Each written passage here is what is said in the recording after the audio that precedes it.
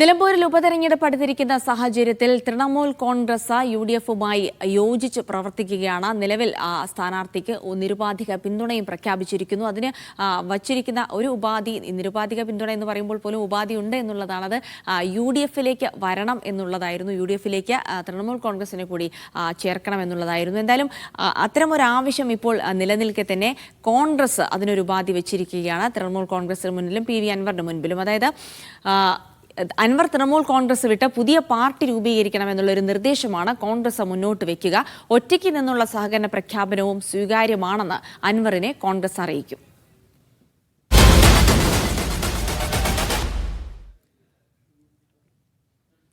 K R Saju വിവരങ്ങൾ നൽകാനായി ചേരുന്നുണ്ട്. സാജു, കോൺഗ്രസിനെ സംബന്ധിച്ചിടത്തോളം യുഡിഎഫിനെ സംബന്ധിച്ചിടത്തോളം ഏറ്റവും പ്രധാനപ്പെട്ട വിഷയം തൃണമൂൽ കോൺഗ്രസ് എന്ന ഒരു പേരിൽ പാർട്ടി യുഡിഎഫിലേക്ക് വരുമ്പോൾ അത് ദേശീയ തലത്തിൽ പോലും ചർച്ചയാവേണ്ട ഒരു സാഹചര്യമാണ്. ഹൈക്കമാൻഡിന്റെ അനുമതി ലഭിക്കുക എന്നുള്ളത് തൃണമൂൽ കോൺഗ്രസ് പല നാളുകളായി എടുക്കുന്ന നിലപാടുകളെ സംബന്ധിച്ചൊക്കെ ഇന്ത്യ സഖ്യത്തിനകത്ത് തന്നെ പ്രശ്നമുണ്ട്. തൃണമൂൽ കോൺഗ്രസ് എന്ന പേരിൽ യുഡിഎഫിലേക്ക് എത്താൻ അൻവറിന് വലിയ പ്രയാസമുണ്ട്. സ്വാഭാവികമായിട്ടും യുഡിഎഫ് ആഗ്രഹിക്കുന്നത് അൻവറിന്റെ പുറത്തു നിന്നുള്ള ഒരു നിരുപാധിക പിന്തുണയാണ്. അത്തരമൊരു നിർദ്ദേശം അൻവറിന് മുന്നിൽ വെക്കുമ്പോൾ അത് എത്രത്തോളം അൻവർ സ്വീകരിക്കുമെന്നുള്ള കാര്യം ഇനി നോക്കിക്കാണേണ്ടതുണ്ട്. ജിൽസി, അടുത്ത ദിവസം പി വി അൻവറുമായി പ്രതിപക്ഷ നേതാവ് വി ഡി സതീശനും കോൺഗ്രസിന്റെ പ്രവർത്തക സമിതി അംഗം രമേശ് ചെന്നിത്തലയും ചർച്ച നടത്തും. അത് പി വി അൻവറിന്റെ കൂടി താൽപര്യപ്രകാരമാണ് ആ ചർച്ച എന്ന് ഇന്നലെ പ്രതിപക്ഷ നേതാവ് വിശദീകരിച്ചിട്ടുണ്ട്. ഈ ചർച്ചയിലായിരിക്കും കോൺഗ്രസ് പുതിയ ഫോർമുല മുന്നോട്ട് വയ്ക്കുക. തൃണമൂൽ കോൺഗ്രസ് എന്ന പേരിൽ യുഡിഎഫിലേക്ക് വരാൻ കഴിയില്ല എന്ന വിവരം കോൺഗ്രസ് പി വി അൻവറിനെ ഔദ്യോഗികമായി തന്നെ ഈ ഘട്ടത്തിൽ അറിയിക്കും. കാരണം ദേശീയ തലത്തിൽ തന്നെ പല ഘട്ടങ്ങളായി നേരത്തെ ജിൽസി സൂചിപ്പിച്ചതുപോലെ തൃണമൂൽ കോൺഗ്രസ് എടുക്കുന്ന നിലപാടുകൾ ഇന്ത്യ മുന്നണിക്ക് തലവേദനയാണ്. പലപ്പോഴും കോൺഗ്രസ് നേതൃത്വത്തെ പരസ്യമായി വിമർശിക്കുന്ന സമീപനം മമതാ ബാനർജിയും മറ്റും സ്വീകരിക്കുന്നുണ്ട്.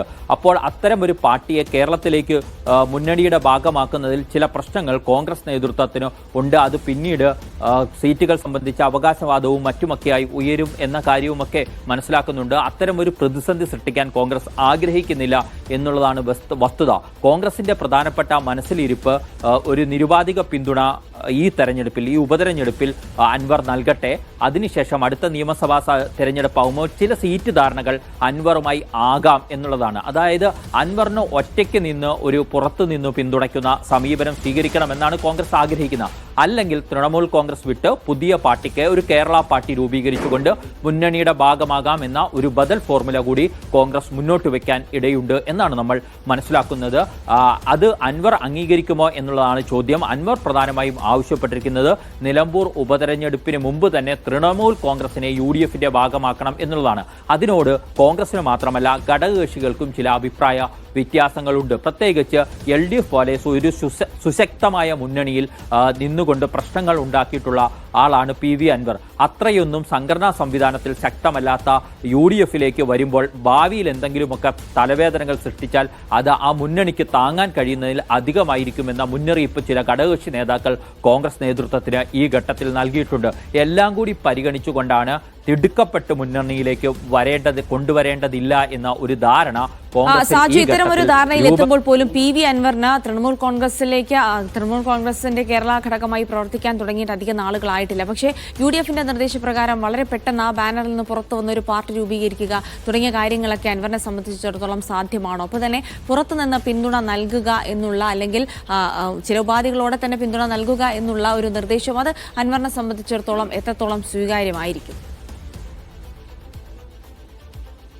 അൻവറിനെ സംബന്ധിച്ചിടത്തോളം അത് സ്വീകാര്യമാകാൻ പൂർണ്ണമായും സാധ്യമല്ല. കാരണം നമുക്കറിയാം അൻവർ ആദ്യം DMK-യുടെ ഭാഗമാകാൻ ഒരു ശ്രമം നടത്തുകയും അത് ചില കേരളത്തിൽ നിന്ന് തന്നെ ഇടതുമുന്നണിയിൽ നിന്നുമൊക്കെയുള്ള നീക്കങ്ങളുടെ ഫലമായി അതിന് സാധ്യമല്ലാതായി പോകുന്ന ഘട്ടമൊക്കെ ഉണ്ടായിരുന്നു. അതിനുശേഷമാണ് അദ്ദേഹം തൃണമൂൽ കോൺഗ്രസുമായി വളരെ വേഗത്തിൽ രഹസ്യമായി ചില നീക്കങ്ങൾ നടത്തുകയും അതിൻ്റെ നേതാവായി കേരളത്തിൽ തിരിച്ചെത്തി ഒക്കെ ചെയ്യുന്നത് നമ്മൾ കണ്ടതാണ്. സ്വാഭാവികമായും അത്തരത്തിൽ ലഭിച്ച ഒരു ആശ്രയത്തെ വിട്ടുകളയാൻ പി വി അൻവറിന് കഴിയില്ല.